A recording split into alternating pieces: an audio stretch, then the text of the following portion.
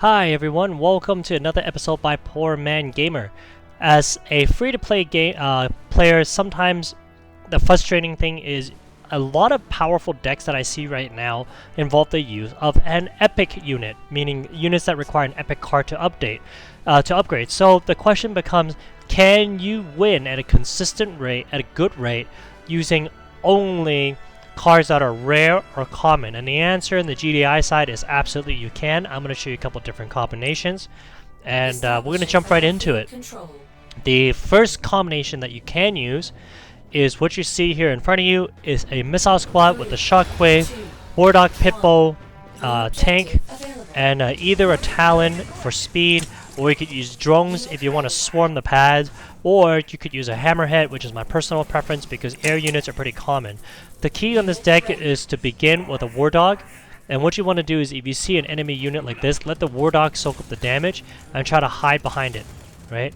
So what I should have done here, again, common mistake, is I didn't pay attention, should have pulled my Pitbull back because my Pitbull was actually taking damage. Should have let the Wardog absorb more of it. There it is again with the Pitbull. I'm trying to let my Wardog absorb as much of it before I roll up with my own Pitbull, right? And the whole reason for that is so I can get a couple more shots on it.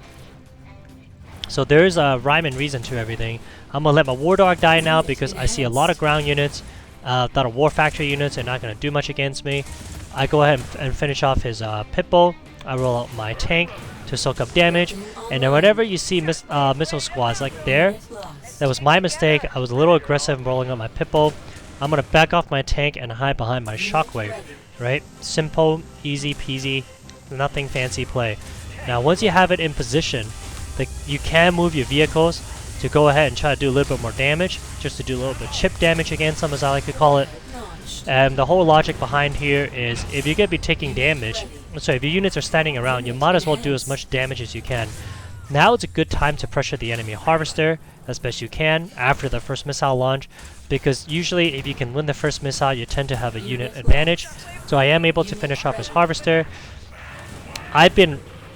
So I haven't touched this game in a couple of days, and I played through that Nod Temple challenge thing basically when I was watching TV, because I honestly thought it was a really silly challenge, but the awards were pretty good. Didn't really find a winning formula because I don't use any epic card units, or very little. So anyway, go Toronto Raptors, go! It's a basketball team for those of you who don't know. I've been watching them happily. I've been waiting for them to win for a long time, and that's where my attention's been instead of this game. So yeah. So again, you see the Rhino there, go ahead and just play the right matchup with this deck. Use the Shockwaves, roll them in, right? Use them to play against his Missile Squad. Go ahead and use Vehicle against Vehicle, right? And right now all I'm trying to do is keep this missile count going. And as you can see here with my tank, it does pretty good job against it. I'm going to go form a wall so he can't get around. And as you're going to see here, I'm going to win this missile pretty handily, and I got myself my win. So this is a viable deck that you can absolutely use to try to win a few matches, and it can get you pretty far. I'm using the Colonel Jackson. You can totally also do this with the Liang drone, which is actually my own personal preference. I'll show you another match here which I lost. I lost bad because I made a couple key mistakes. Whenever you see high level... So this is the one major weakness of this deck, is if the opponent has high level air units and they rush you, it tends to be kind of difficult to recover, and I'll show you exactly what happens. So I roll out my Wardog to scout, and I see his laser drone. So first, what I should have done is move my Wardog back and eat up a tile and block him off. Second thing I should have done was go ahead and use my Pitbull, but engage one laser drone at a time. I rolled it out here, you see that? And then I took damage from 2. Which is my mistake, because now I'm going to lose my Pitbull very, very quickly, right? Which is exactly what happens. Third mistake I made here was instead of building another Pitbull, I tried to roll with laser squads, or sorry, missile squads, because I thought that would give me more of an advantage. And now he's going to storm me with his mutineers, and or marauders, whatever you call them, mutants. And after losing this first missile, because he's been blowing up my base, I am going to lose this game. I'm not a huge fan of the way that unit is built, because while I appreciate a unit with a lot of health, it does a tremendous amount of damage against buildings as well. Which to me doesn't make a lot of sense, because even if I were to build a tank, I couldn't punch through a building as quickly as those things could punch through a building. So, I mean, that's just my own little personal rant. I don't like new units that come out and gives the opposition a huge advantage. I'm going to show you guys a couple more matches here on how you can win with this deck. Here's how you win with the Dr. Liang drone. The reason why this deck for me fits better with a Liang drone than it does with a Colonel Jackson is because it allows you to heal the Harvester if it gets rushed. It allows you to heal your tank, right? So here I play an opponent which does not build a Harvester, as I'm going to show you here. And he's one of those guys that like to just try to win the pad and rush in the beginning. I go ahead and roll up my War Dog as I usually do, right? And I'm trying my best to take out some of his missile squads, or at least to weaken them. I'm waiting until I have enough of an economy to roll up my shockwaves. So there's my shockwaves. My mistake there was I should have pushed my shockwave right to the top and let my missile squad go to the bottom. He's now going to open up his drones, and his drones are going to make pretty quick work of my shockwaves, unfortunately. So this is a lot of this game in the beginning was my own mistake. See how there's an opening there with the shockwave? I should have moved my laser drone down, set my shockwave down and test the missile, but I didn't. And now those drones are just shredding my ground units. So the weakness of somebody using a deck like this, besides being really irritating, is that it's not sustainable once the economy gets going. Right? I have somewhat of an economy now where I am able to roll up my War Factory units with my Pitbull. I'm going to go ahead and roll up my shockwaves. I should have moved my shockwaves down and away so as to take less damage, but instead I rolled it up. And my logic behind that was I wanted to see if at this stage of the game he had a Harvester. If he did, it would be a good time to pressure. So this is where I go ahead and roll up my Pitbull now. See that mistake there? Why did I stop? I should have kept going and blocked off his Harvester. Anyway, out comes my shockwave. I'm trying to form a little shield around it. And I do see his drone, so I'm going to go ahead and send my drones down. He's very smartly switches targets. And that Harvester will go down eventually. I should have sent my other Pitbull down to defeat the drones, but instead I'm standing there like an idiot, taking damage from my shockwave. So this all comes to rust, folks, and if you want to be good, play a little more, I guess. So always play the matchup. So there's my shockwave on the bottom, engaging him. There's my Pitbull on the top, trying to add more chip damage. I am trying to win this missile as quick as I can.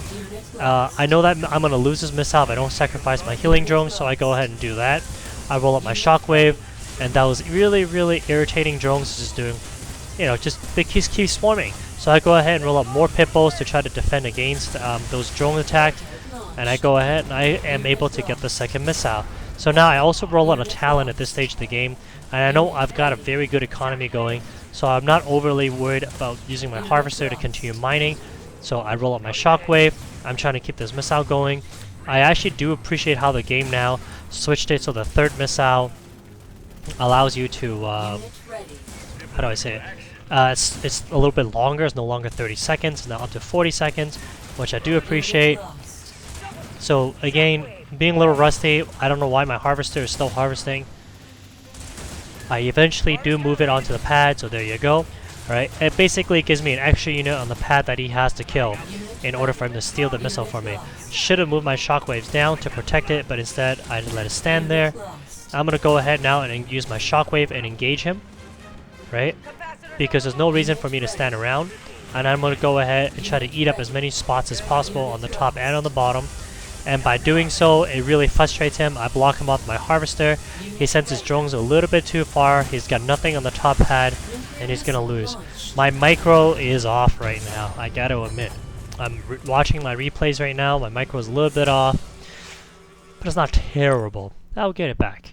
So this is another way for you to go ahead and use this deck. I'm going to show you one last match here. Is against somebody who loves his high-level units.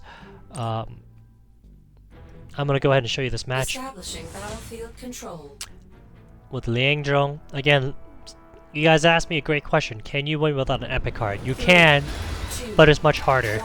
And my recommendation is try your best to level up the Orca if you have it, because that's really what's helping you win right now. Well, if you don't have that, the Jump Jet Squad and AAM neither, here is a good viable deck for you to use and level up. You can request cards all the time. In this game style, this play style here, the person has a lot of missile squads to try to rush me. If your war dog is down to 1, go ahead and let it die, don't let it run away. I'm trying to defend my harvester, and once again, the key to this opening is to use your war dogs to drag them and delay them enough until you can roll out a shockwave. So there's my shockwave. Alright, and then I'm gonna go ahead and let my war dogs die before I press my shockwaves up. I'm pressing my shockwaves up, I notice he's retreating, and I do see that second harvester rolling down. So this is where I go ahead and try to pressure him as best I can. He smartly rolls out his own shockwave to defend his harvester, and as you can quickly see here, I don't have a matchup advantage. That missile is about halfway, so it's about time you start contesting, which is exactly what I do. I send my war dogs down instead of up. The logic behind this is this way I can form a wall in case he tries to contest the middle pad, because I'm not too concerned about losing my harvester. I know I can get it back. So down he goes, and then the instant that the missile's done, I try to pressure his harvester once again. What I should have done was send my shockwave up, but he built a Lieutenant Strong Arm there. Right, I'm gonna go ahead and send my war dog to die because I don't want it anymore. Right, it's just wasting space. He smartly rolls out a Orca, which, like I said, guys, Orca's great right now. And if you don't have one, try to get one. And if you really don't, this is the beauty of this deck, is that it is possible to win without it. Right. So the reason I keep my Hammerhead instead of a Talon is for this exact reason.